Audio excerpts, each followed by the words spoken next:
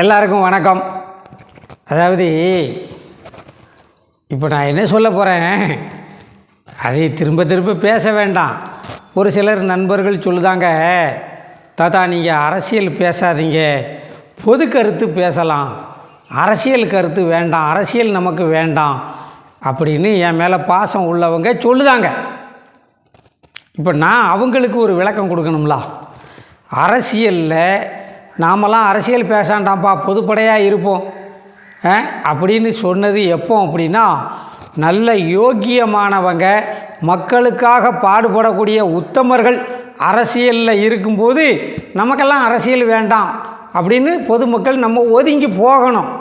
பெரியவங்களும் உனக்கெல்லாம் அரசியல் வேண்டாம்ப்பா அப்படின்னு சொன்னது எதுக்காக அப்படின்னா, அங்கே யோக்கியமானவன் அரசியலில் இருக்கான், நீ என்னத்தை புதுசாக போய் சாதிக்க போகிற, அவன் சாதிக்கிறதே போதும் அப்படின்னு சொல்கிறதுக்காகத்தான் அந்த வார்த்தையை சொன்னது. ஆனால் இப்போ அரசியலில் பூராமே அயோக்கியம் இருக்கான். அப்போ நம்மளை மாதிரி நல்லவன் 4 பேர் நமக்கு என்னன்னு ஒதுங்கி போனால் இந்த நாடும் இந்த நாட்டு மக்களுடைய வாழ்வாதாரமும் சீரழிஞ்சு சின்ன பின்னமாக போயிடும். அப்போ நம்ம பொது மனுஷன் நம்மளே குரல் கொடுக்கலைன்னா, மக்கள்கிட்ட நம்மளே விழிப்புணர்வை ஏற்படுத்தலைன்னா,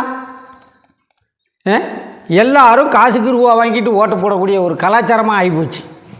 கோட்டரு பிரியாணி அந்த காலத்துலலாம் கட்சி மீட்டிங்க்கு வீட்டில் பொண்டாட்டி கம்மலை அடவு வச்சுட்டு, பக்கத்து வீட்டில் பித்தாளை பாத்திரத்தை அடவு வச்சுட்டு, திருச்சி மாநாடு, மதுரை மாநாடு, கோயம்புத்தூர் மாநாடுன்னு கட்சிக்காரன் போனான். ஆனால் இப்போ எங்கேனாலுமே பண கலாச்சாரமாகிட்டு, லஞ்சம், கோட்டரு பிரியாணி அப்படித்தான் மக்களை கூட்டிக்கிட்டு போய் கூட்டத்தை கூட்டுறானுங்க. எதுக்கு? கோடி கோடியாக கொள்ளையடிக்கிறதுக்கு தானே. அது நமக்கு சேர வேண்டிய பணம் தானே, மக்கள் பணம் தானே.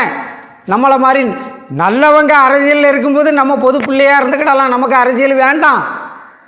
ஆனால் இப்போ பூரா அயோக்கியர்கள் அரசியலில் இருக்கும்போது ஒவ்வொரு பொது மனிதனும் ஒவ்வொரு வாக்காளனும் அரசியல் பேசணும், அரசியல் தெரியணும். தயவு செய்து யாரும் அரசியல் வேண்டாம், நான் பொது பிள்ளை அப்படின்ட்டு போகாதீங்க. ரோட்டில் ஒன்று இந்த சைடு போகணும், இல்லைன்னா அந்த சைடு போகணும்.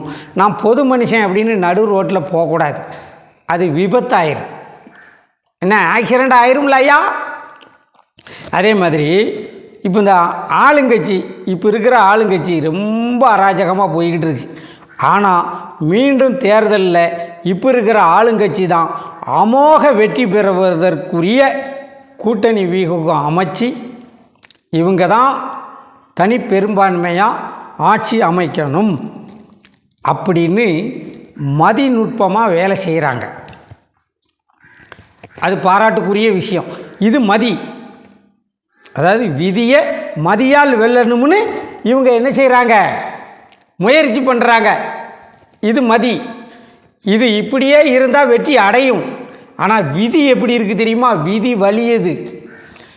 விதி இந்த ஒரு எம்பி பொட்டு வைக்கக்கூடாது நம்ம கட்சிக்காரங்கெல்லாம்னு சொன்னது, அவரை பற்றி திருவிளையாடலாம் நிறைய இருக்குது, பழைய ஃபோட்டோலாம் இருக்குது, அதெல்லாம் நம்ம சொல்லிக்கிட்டு இருக்காண்டா அசிங்கம். ஏன்னா அசிங்கத்தை பற்றி நம்ம பேச வேண்டாம். என்ன ஒரு வகையில் அவன் நமக்கு சொந்தக்காரன், அதனால் அவனை விட்டுருவோம், அவன் நாசமாக போகிறான். இந்த ஒரு அமைச்சர் என்ன ஒரு உயர்ந்த பதவியில் இருக்கிறவர், அவர் நல்ல படித்தவர். நான் ரொம்ப அந்த கட்சியில் உள்ள அமைச்சர்களில் ரொம்ப மதிக்கக்கூடிய ஒரு நபர். அவர் சும்மா மேடையில் இப்போ வர வர அவருக்கு வயசாகிட்டு என்ன பேசுகிறோம் என்ன நினைக்கிறோம் அப்படிங்கிறது தெரியல. அவருக்கு வயசு மூப்பும் காரணமாக புத்தி பேதலிச்சிட்டு அவரை நாகரிகமாக அமைச்சர் பதவியிலேருந்து நீக்கி வைங்க, அவர் வீட்டில் இருக்கட்டும். என்ன அதுதான் அந்த கட்சிக்கு நல்லது. இப்போ நான் அந்த விதிக்கு வாரேன். ஏன்னா மதி கூட்டணி பலத்தால் வெற்றி பெற்றலாம் அப்படிங்கிறது மதியோட அந்த ஆளுங்கட்சி செயல்படுது. ஆனால் விதி எப்படி இருக்குது தெரியுமா? இந்த எம்பி பொட்டு வைக்கக்கூடாதுன்னு சொல்கிறதுலையும், இந்த அமைச்சர் திருநீர் பட்டை போட்டால் அப்படி, நாமம் போட்டால் இப்படி, உங்களை மாதிரிலாம் எனக்கு பேச அருவருப்பாக இருக்குது. ஏன்னா ஆயிரக்கணக்கான நல்ல இளைஞர்கள், இளம்பெண்கள், மாணவர்கள், வேலை செய்கிறவங்க எல்லாரும், பாட்டாளி மக்கள் எல்லாரும் என்னுடைய ஃபாலோவர்ஸாக இருக்காங்க. பல ஆயிரக்கணக்கான பேர் இருக்காங்க. என்ன. ஆனால் அவங்க முகஞ்சொலிக்கிற மாதிரி நான் வார்த்தையை விடுறதுக்கு விரும்பலை.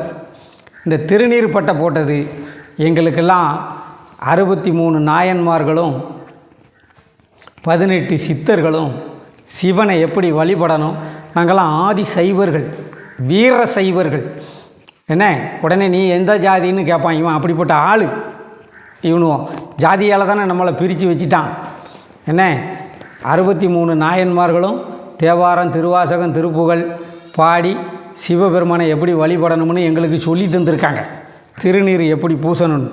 அதே போல் வைணவர்களுக்கு 12 ஆழ்வார்கள் பாசுரங்கள் பாடி அவங்க வகுத்து கொடுத்துருக்காங்க. அதே மாதிரி வைணவர்கள் அந்த வழிபாட்டில் இருக்காங்க. நாமம் போடுதாங்க. இதை நாமம் போட்டால் ஒன்று, பட்டை போட்டால் ஒன்று. நாங்கள்லாம் அந்த காலத்திலேயே அப்படி. என்ன, நாங்களும் பலவிதமான படங்களெல்லாம் பார்த்துட்டு பலவிதமான கதைகளெல்லாம் படிச்சுட்டு தான் வந்திருக்கோம். நாங்கள் கூமுட்டை இல்லை. நீ மட்டும்தான் அறிவாளின்னு அந்த மேடையில் நீ பேசுகிற. ஒன்றெல்லாம் ஒருமையில் பேசுகிறதுல தவறே இல்லை. பண்பாடு, தமிழன் இலக்கணம், தமிழன் நெறி, தமிழனுடைய ஒழுக்கம், அதெல்லாம் உங்களுக்கு எப்படியே தெரியும். நீங்கள் சார்ந்திருக்கிற அமைப்பு அப்படி. என்ன, அப்படி நீ பொட்டு வைக்கக்கூடாது, நீ பட்டை போடக்கூடாதுன்னு நீ கேவலமாக பேசுகிற. ஆனால் எங்ககிட்ட தான் ஓட்டு கேட்டு வார. என் பெரியப்பன், சித்தப்பன், அண்ணன், தம்பி, மாமன், மச்சான் எல்லோரும் உங்களுக்கு ஓட்டு போடுதோம். குடும்பத்தோடு அந்த தப்பை செய்கிறோம். 5 வருஷம் அந்த கட்சிக்கு ஓட்டு போடுறோம், 5 வருஷத்துக்கு உங்களுக்கு ஓட்டு போடுறோம். ஏன்னா இன்னும் எங்களுக்கு இந்த மாற்று சிந்தனை வரல. எங்கள் மக்களும் அப்படி தான் இருக்காங்க, நான் உள்பட. நீங்கள் கோட்டர் கலாச்சாரத்திலே வச்சுக்கிட்டீங்க. டாஸ்மாக்லேயே எங்களை அடிமையாக்கி வச்சாச்சு. அது போட்டோம். அது தனி சப்ஜெக்டாக போயிடும். இப்போ இந்த சப்ஜெக்ட்டுக்கு வாரேன். இப்போது நீங்கள் தனி மெஜாரிட்டியில் ஜெயிக்கிறதுக்குள்ள கூட்டணியில் இருந்தாலும் உங்கள் வாக்கொழுப்பு அதுதான் இந்த விதி விளையாடுது. நீங்கள் மீண்டும் ஜெயிக்க வைக்கணுமா உங்களை அப்படின்னு மக்கள் எங்களை சிந்திக்க வைக்கிற அளவுக்கு உங்களுடைய அமைச்சர்கள் பேச்சு, எம்பிக்கள் பேச்சு இருக்குது. அதனால் முதல்வர்கிட்ட ரொம்ப பணிவாக வேண்டிக்கிறேன். நீங்கள் தயவு செய்து இந்த மாதிரி அமைச்சர்களெல்லாம் உடனே பதவியை விட்டு தூக்கிடுங்க. ஏன்னா நீங்கள் ஜாலரை அடிக்காதீங்க. நீங்கள் ஜெயலலிதா மாதிரி ஒரு கம்பீரமான தலைவர், கலைஞர் மாதிரி இருக்கணும். கலைஞர் மாதிரின்னு கலைஞராக அட்ஜஸ்ட்மெண்ட் தான் பண்ணுவார். நீங்கள் அட்ஜஸ்ட்மெண்ட் தலைவராக இருக்காதீங்க. அதிரடி நடவடிக்கை எடுங்க. அவரை வச்சு எத்தனை லட்சம் ஓட்டு உங்களுக்கு பெயர போகுது. ஒழுங்கினமாக பேசினால், மக்களின் மனதை புண்படும்படியாக பேசினார், இவரை கட்சியை விட்டு நீக்கிறேன், இல்லை கட்சியில் வச்சு அழுங்க, அமைச்சர் பதவியிலிருந்து நீக்குங்க. அமைச்சர் பதவிங்கிறது எங்கள் எல்லாத்துக்கும் சேர்ந்தது. கட்சிங்கிறது உங்கள் கட்சிக்கு மட்டும் சம்பந்தப்பட்ட பதவி. அமைச்சர் பதவியில் இவர் நீடிக்கிறதுக்கு எந்த விதமான தார்மீக உரிமையும் கிடையாது. இது என்னுடைய கருத்து. என்ன, இவங்கெல்லாம் அதாவது விதி தோல்வி அடையணும்னு இருக்கு, மதி வெல்லணும்னு முயற்சி செய்து, ஆனால் விதி வலியதுன்னு ஆயிரும் போலுக்கு. இவங்க லட்சணம் இப்படித்தான் இருக்குது. ஆனால் எதிர்கட்சி ஒரு வலுவான கூட்டணியை அமைச்சா இவங்களை வீட்டுக்கு அனுப்பிடலாம்.